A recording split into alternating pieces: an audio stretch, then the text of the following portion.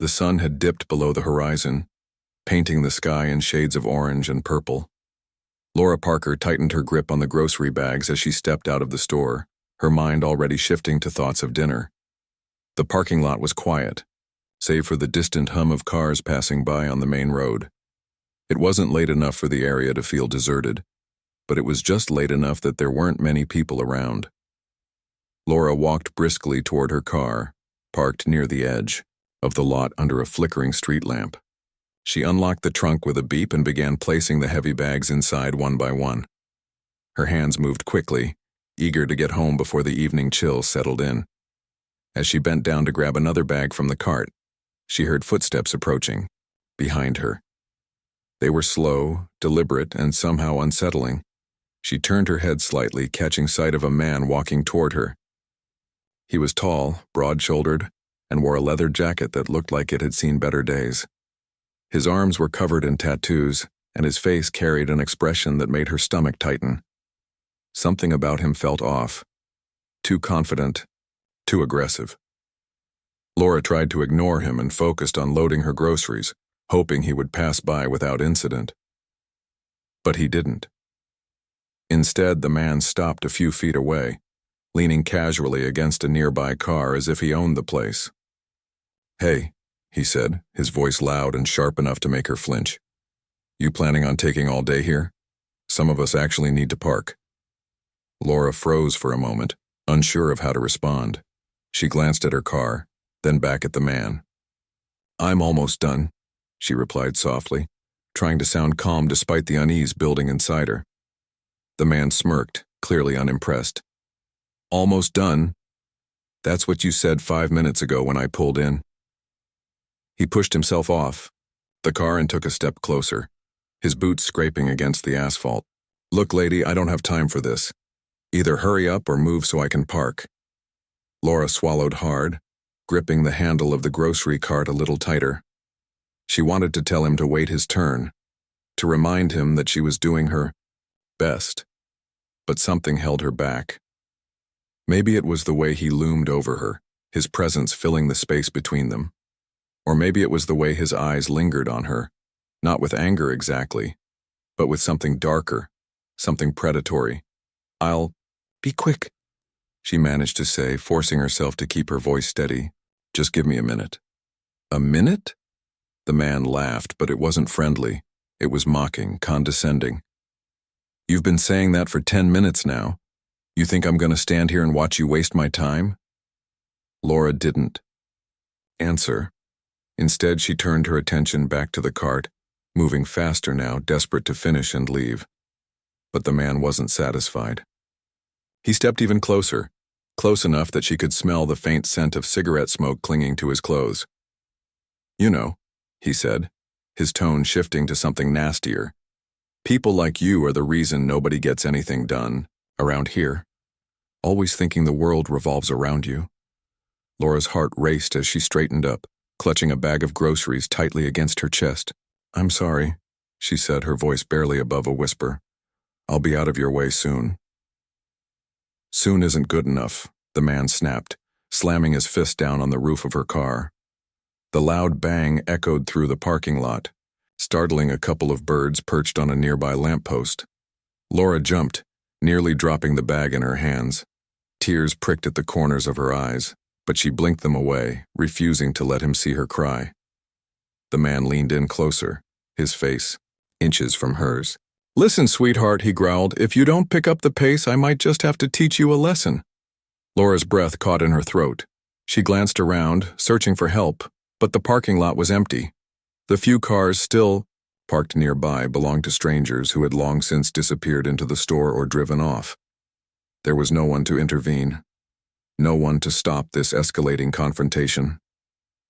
For a brief moment, panic threatened to overwhelm her, but she forced herself to stay calm. "Please," she said, her voice trembling. "I'm almost done. Just please give me a second." But the man wasn't listening anymore. He reached out, grabbing the grocery cart and yanking it away from her. Bags toppled over, spilling their contents onto the ground. Apples rolled across the pavement and a box of cereal crunched underfoot as he shoved the cart aside. Laura gasped, instinctively reaching for the fallen items, but the man grabbed her wrist instead, pulling her upright. "You think I'm playing games with you?" he snarled, his grip tightening painfully. "I told you to hurry up and you didn't listen. Now look what happened." Laura struggled to pull free, but his hold was like iron. Fear surged through her, cold and suffocating. She opened her mouth to scream, but before any sound could escape, headlights swept across the parking lot, illuminating the scene. A sleek black truck rumbled into view, its engine growling low and steady. The man hesitated, glancing over his shoulder as the vehicle came to a stop a few yards away. For a moment, everything seemed to freeze. Then, slowly, the driver's door opened and a figure stepped out. Tall and muscular, with a cowboy hat pulled low over his brow, the man exuded an aura of quiet authority. He didn't say a word as he approached, his boots clicking softly against the asphalt. Yet there was something in his presence, something unmistakably dangerous, that made the thug loosen his grip on Laura's wrist. The newcomer stopped a few feet away, his piercing gaze locking onto the tattooed man. "Let her go," he said, his voice low and firm, leaving no room for argument. The thug sneered, releasing Laura but stepping forward to square up against the stranger. "Who the hell are you?" he demanded, his bravado returning. "This ain't your business." The man adjusted his hat, his expression unreadable. "It is now." Laura backed away, rubbing her sore wrist as she watched the two men size each other up. She didn't recognize the stranger, but there was something about him, a quiet confidence and unshakable calm that filled her with hope. Whoever he was, she prayed he was strong enough to handle the situation. Because deep down, she knew the thug wouldn't back down easily, and neither, it seemed, would the stranger. The stranger stood tall and calm, his cowboy hat casting a shadow over his face. His eyes were sharp, scanning the tattooed man with an intensity that made the thug shift uncomfortably. For a moment, no one spoke. The parking lot was silent except for the faint hum of distant traffic and the occasional rustle of leaves in the cool evening breeze. Jake, the thug, was the first to break the silence. He puffed out his chest, trying to look bigger than he already was. "Listen, old man," he growled, pointing a finger at the stranger. "This doesn't concern you. Walk away while you still can." The stranger didn't flinch. Instead, he took a step forward, his boots making soft but deliberate sounds against the asphalt. "You don't want to do this," he said, his voice calm but firm. It wasn't a threat. It was a statement, as if he knew something Jake didn't.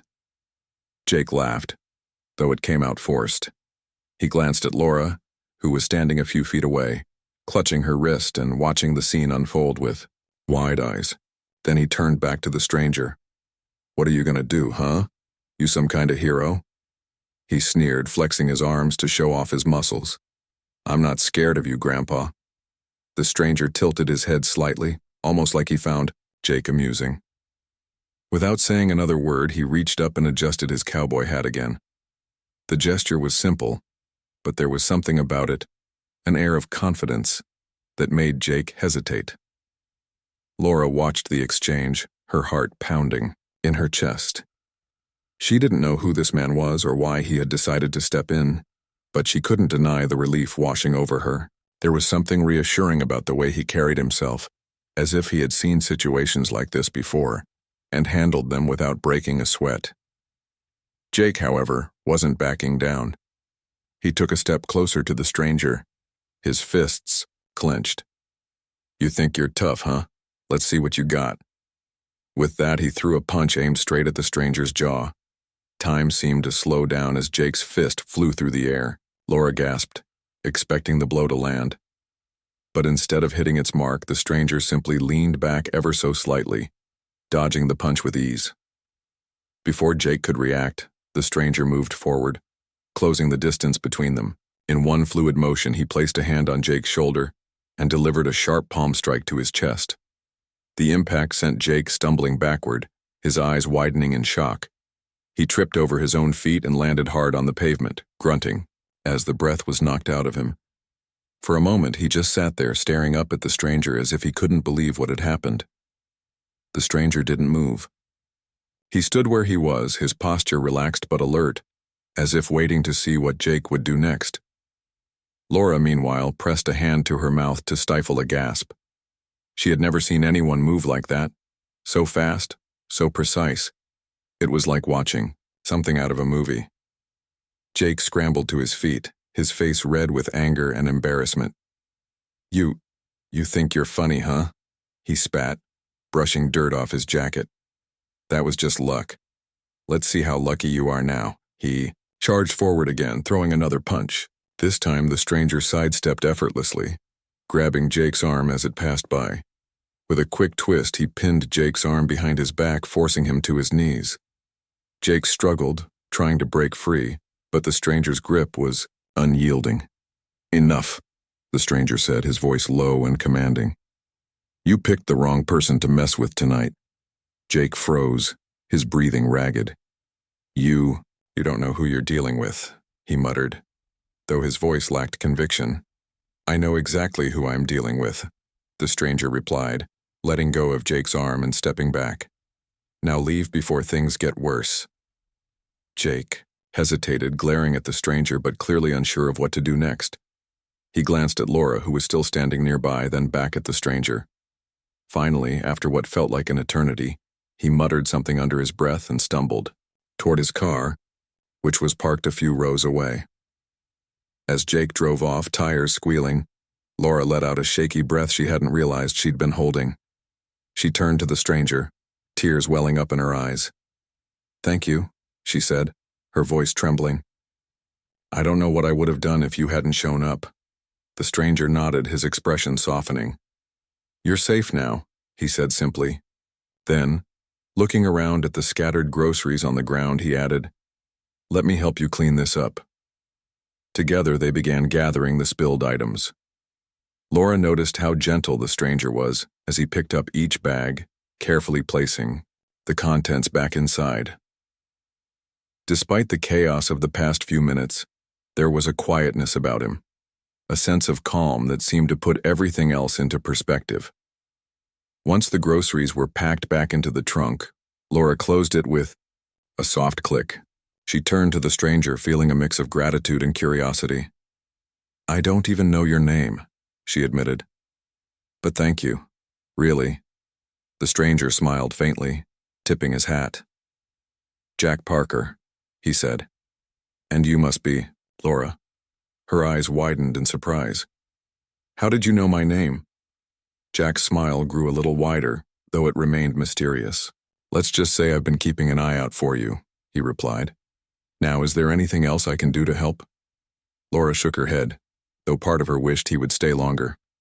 No, I think I'm okay now. Thank you again, Mr. Parker. Just Jack, he corrected gently. And remember, if anyone ever gives you trouble like that again, don't hesitate to call for help.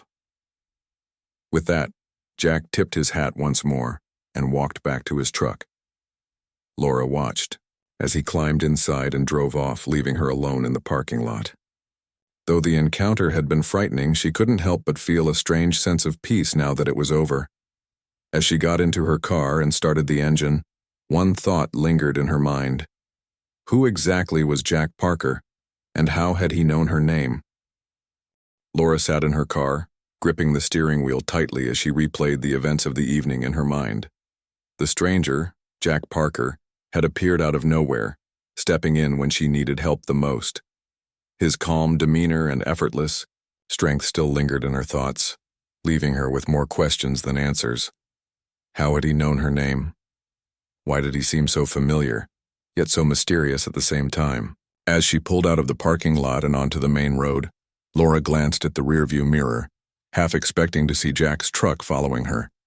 But the road behind her was empty, and she realized that whatever connection she felt to him might remain unexplained for now. Still, there was no denying the sense of safety his presence had brought her. For the first time since Jake had confronted her, she allowed herself to breathe deeply, letting the tension ease from her body. When she arrived home, Laura parked her car in the driveway and turned off the engine. She sat there for a moment, staring at the small house she shared with her husband, Jack. Wait. Her husband's name was Jack, too. Could it be a coincidence? No, it couldn't be. Her Jack wasn't the kind of man who would leave without telling her where he was going.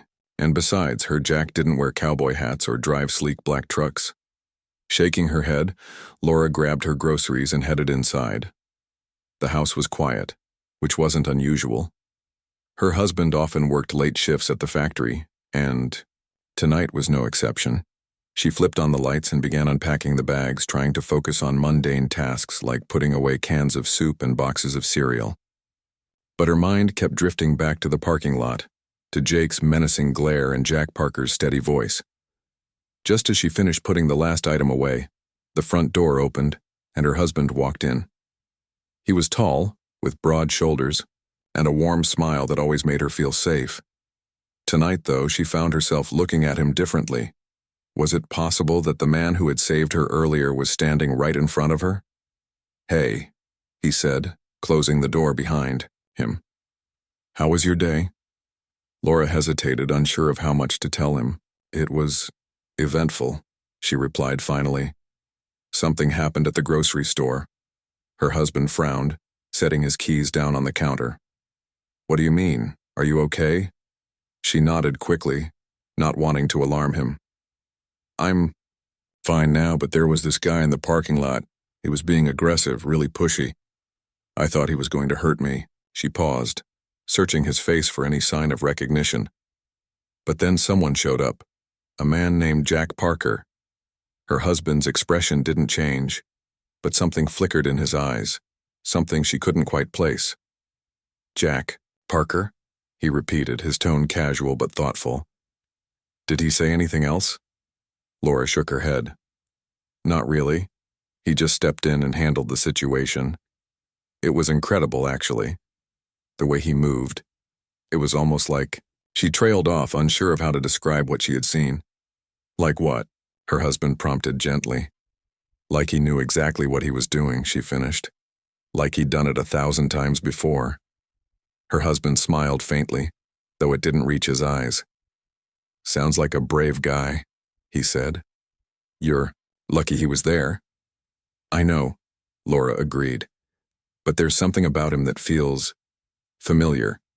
Like I've met him before, even though I know I haven't."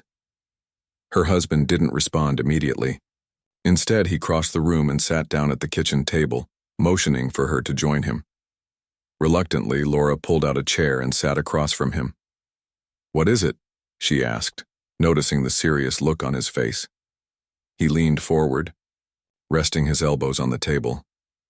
"Laura, there's something I need to tell you," he began, his voice low and steady. "Something I should have told you a long time ago." Her heart skipped a beat. "What is it?" He took a deep breath, as if gathering his thoughts. "My real name isn't Jack Parker," he admitted. "Well, it is, but it's also not the whole story. My full name is John Parker Norris. I'm Chuck Norris's younger brother." Laura stared at him, her mouth falling open slightly. "Chuck Norris? The Chuck Norris? The martial artist and actor?" He nodded, a sheepish grin spreading across his face. "Yeah. That's why I didn't want to talk about my past. People tend to treat me differently when they find out." "But wait," Laura said, her mind racing. "If you're related to Chuck Norris, does that mean you're trained in martial arts too?"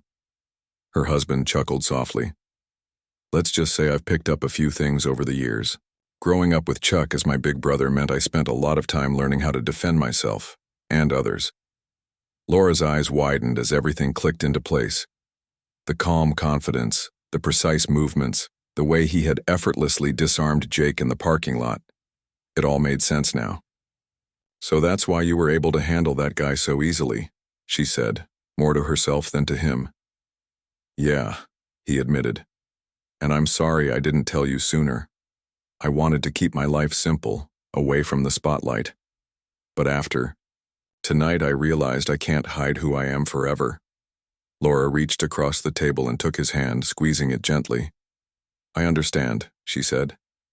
"And honestly, I'm glad you were there. I don't know what I would have done without you." Her husband smiled, a genuine smile this time. "You'll never have to find out." I promise to protect you, and I always will." They sat there for a while longer, talking about the events of the evening and what it meant for their future. Laura couldn't help but feel a newfound admiration for her husband, not just because of his skills, but because of the humility with which he carried himself. Despite being related to one of the most famous men in the world, he had chosen a quiet, ordinary life, content to live in the shadows. Eventually, they decided to turn in for the night. As they climbed into bed, Laura snuggled close to her husband, feeling safer than ever before. She knew that life might throw challenges their way, but with John, by her side, she felt ready to face anything. The next morning, Laura woke up early, sunlight streaming through the bedroom window. She rolled over and found her husband, already awake, sitting on the edge of the bed and tying his boots. "Where are you going?" she asked sleepily. "I need to check on something," he replied. "Don't worry, it won't take long." She watched as he stood up and headed toward the door, his movements purposeful. Something told her he was going back to the grocery store, to make sure Jake wouldn't cause trouble again. And though part of her wanted to stop him, another part knew better. This was who he was, a protector, a guardian, and above all, her hero. The morning sun was warm as Jack Parker, John Norris, pulled into the parking lot of the grocery store. It looked different in daylight, almost peaceful, but he knew better than to let appearances fool him. The memories of the previous night lingered fresh in his mind, the thug's aggression, Laura's fear, and the way everything had unfolded so quickly. He wasn't there to shop or run errands. He had come with a purpose. As he stepped out of his truck, John adjusted his cowboy hat and scanned the area. The parking lot was busier now, filled with families loading groceries and employees pushing carts back into place. But one thing stood out: a man leaning against a car near the entrance. It was Jake, the same tattooed bully who had harassed Laura the night before. Jake hadn't noticed John yet. He was too busy talking on his phone, gesturing wildly with one hand while the other held a cigarette. His demeanor seemed unchanged, cocky, self-assured, and oblivious to the fact that someone was watching him closely. John felt a flicker of anger rise in his chest, but he pushed it down. Anger wouldn't help here. What mattered was making. Sure, Jake understood the consequences of his actions, and ensuring Laura would never have to face him again. John walked toward Jake, his boots clicking softly against the pavement. When he was close enough, he cleared his throat loudly. Jake turned his head, startled, and his eyes widened when he recognized John. For a moment, neither of them spoke. Then Jake straightened up, dropping his cigarette and crushing it underfoot. "You've got some nerve showing your face around here," Jake growled, his voice dripping with hostility. "I should have known you'd come sniffing after me." John didn't respond immediately. Instead, he studied Jake carefully, taking note of the tension in his posture and the slight waver in his voice. Despite his bravado, Jake looked nervous. Maybe it was the memory of how easily John had taken him down the night before, or maybe it was something deeper, an instinctive awareness that John wasn't someone to be trifled with. "I'm not here for trouble," John said finally, his tone calm but firm. "But I'm here to make sure we understand each other." Jake sneered, crossing his arms over his chest. "Understand what? You think you can scare me? Last night was just bad luck." John tilted his head slightly, almost like he found Jake's words amusing. "Bad luck doesn't explain why you picked on my wife," he replied evenly. "And it doesn't change the fact that you're going to leave her alone from now on." Jake faltered for a moment, his bravado slipping. "Your wife?" he stammered, glancing around as if searching for confirmation. "That woman last night, she's your wife?" "That's right," John said, taking a step closer. "Which means messing with her is the same as messing with me. And trust me, you don't want to do that." Jake swallowed hard, his confidence wavering further. "Look, man, I didn't know she was married, okay? If I'd known, you still wouldn't have acted any differently," John interrupted, his voice sharp but controlled. "You don't care about people's names or relationships. All you care about is throwing your weight around and intimidating others. But that stops now." Jake opened his mouth to argue, but no words came out. Instead, he shifted uncomfortably. glancing at the growing number of shoppers nearby. A few had paused to watch the exchange, curiosity etched on their faces. Jake clearly didn't want an audience, not when he was being confronted by someone who could take him down without breaking a sweat. "Here's how this works," John continued, lowering his voice so only Jake could hear. "From this moment on, you stay away from my wife. You stay away from anyone else you might think is an easy target. Because if I ever see you causing trouble again, if I even hear about it, I'll make sure you regret it." Jake's face flushed red, partly from embarrassment and partly from frustration. "You can't threaten me," he muttered, though his voice lacked conviction. "I haven't done anything wrong." John raised an eyebrow, his expression unreadable. "Haven't you? Harassing someone in a parking lot isn't exactly model behavior. And if I were you, I'd start thinking about whether you really want to test where this goes." For a long moment, Jake stared at John, his jaw clenched tightly. Then, without another word, he turned and walked away, disappearing into the crowd of shoppers. John watched him go, satisfied that his message had been received. Jake might not change overnight, but he had planted a seed of doubt in the man's mind, a reminder that actions have consequences. When Jake was out of sight, John took a deep breath and headed back to his truck. As he climbed inside, he allowed himself a small smile. The confrontation hadn't been pleasant, but it had been necessary. Protecting Laura meant more than just stepping in when danger arose. It meant sending a clear message to anyone who might consider harming her in the future. On the drive home, John thought about Chuck Norris and the lessons he had learned growing up. His brother had always emphasized the importance of standing up for those who couldn't defend themselves, and doing so with humility and respect. That philosophy had shaped John's life, guiding him even in moments like these. When he arrived home, Laura was sitting on the porch sipping a cup of coffee. She looked up as he approached, her expression a mix of relief and curiosity. "Did you find him?" she asked, setting her mug aside. John nodded, sitting down beside her. "Yeah, I found him. We had a little chat." Laura raised an eyebrow. "A chat? That sounds ominous." "It wasn't anything dramatic," John assured her. "I just wanted to make sure he understood that last night wasn't a one-time thing. If he ever tries to bother you or anyone else, he'll have to deal with me." Laura smiled faintly, reaching over to take his hand. "Thank you," she said softly. "I don't know what I did to deserve someone like you. But I'm grateful. Every day." John squeezed her hand gently, returning her smile. "It's not about deserving, Laura. It's about doing the right thing. Always." They sat there together, enjoying the quiet morning and the comfort of each other's company. For Laura, it was a reminder of how lucky she was to have John in her life, not just because of his skills or connections, but because of the kind of person he was. And for John, it was a reaffirmation of why he had chosen this life, a simple, ordinary existence where he could protect the people he loved without drawing attention to himself. Later that afternoon, they decided to take a walk through town. The streets were bustling with activity, and the air carried the faint scent of freshly baked bread from the local bakery. As they strolled side by side, Laura noticed how relaxed John seemed compared to earlier that day. Whatever had happened at the grocery store, it had resolved something within him. "You know," she said after a while, "I've been thinking about what you told me last night, about being Chuck Norris's brother." John chuckled softly, shaking his head. "Yeah, I figured you might need some time to process that." "I'm not saying I don't believe you," Laura replied, "but it's just a lot to take in.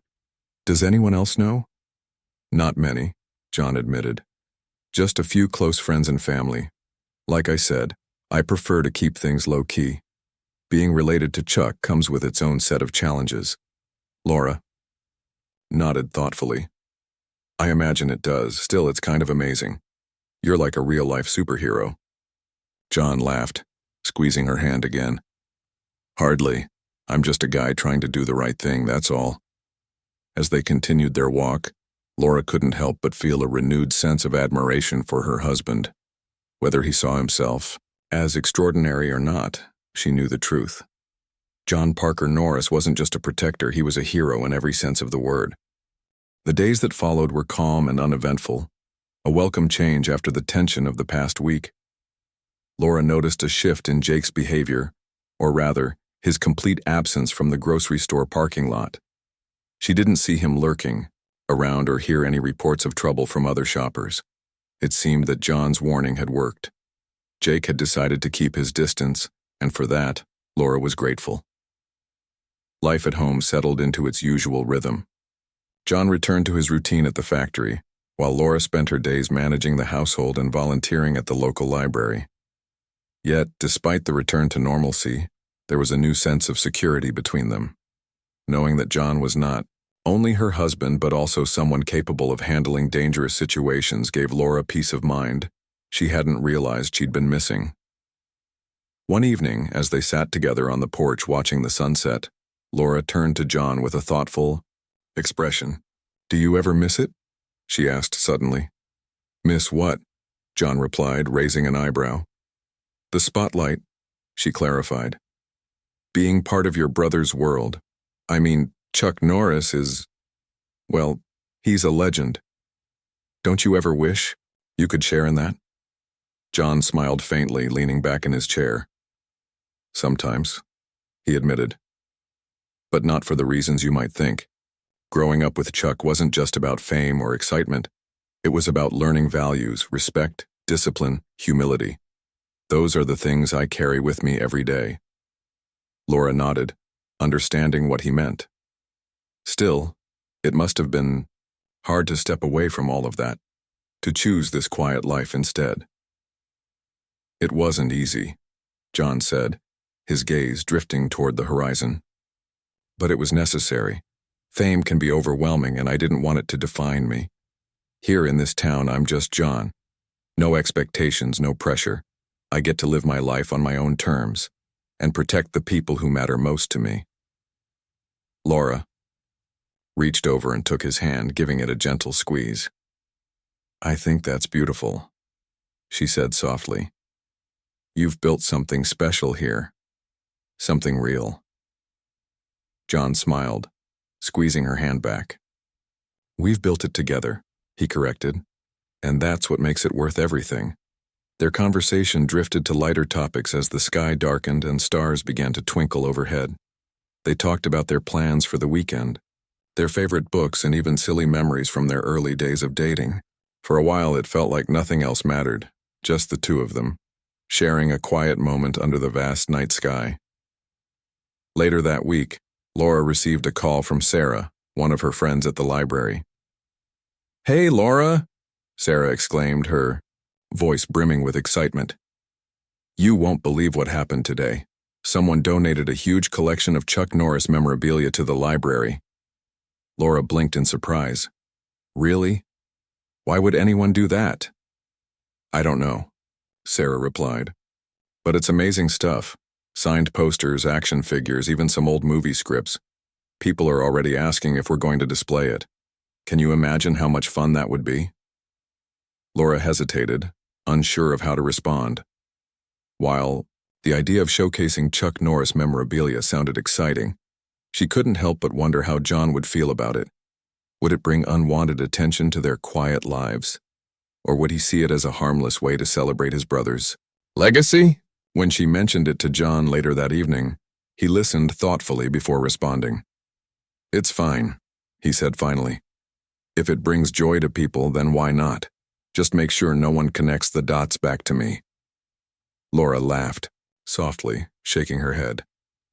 "I doubt anyone will suspect that the mild-mannered guy working at the factory is related to Chuck Norris." John grinned, clearly amused. "Good point." The library staff decided to host a small event to unveil the collection, inviting members of the community to come and explore. On the day of the event, Laura helped set up displays and organize activities for visitors. By the time the doors opened, the room was buzzing with anticipation. As families poured in, Laura found herself answering questions and sharing stories about Chuck Norris's career. She kept things lighthearted, focusing on his iconic roles and famous one-liners. Occasionally, she glanced toward the entrance, half expecting John to walk in. but he had chosen to stay home, preferring to avoid the spotlight altogether. Despite his absence, the event was a success. Children marveled at the action figures. Adults reminisced about their favorite movies, and everyone left with smiles on their faces. As Laura cleaned up afterward, she couldn't help but feel proud of what they had accomplished. The exhibit wasn't just a tribute to Chuck Norris. It was a reminder of the impact one person could have on others. That evening, when Laura got home, John greeted her with a warm hug. "How did it go?" he asked, handing her a cup of tea. "It went great," she replied, sinking onto the couch beside him. "People loved it. Honestly, it felt good to celebrate something so positive." John nodded, his expression thoughtful. Chuck always believed in using his platform to inspire others. If this helps even one person, then it's worth it. They sat in comfortable silence for a while, reflecting on the day's events. Eventually, Laura leaned her head against John's shoulder, feeling a deep sense of contentment.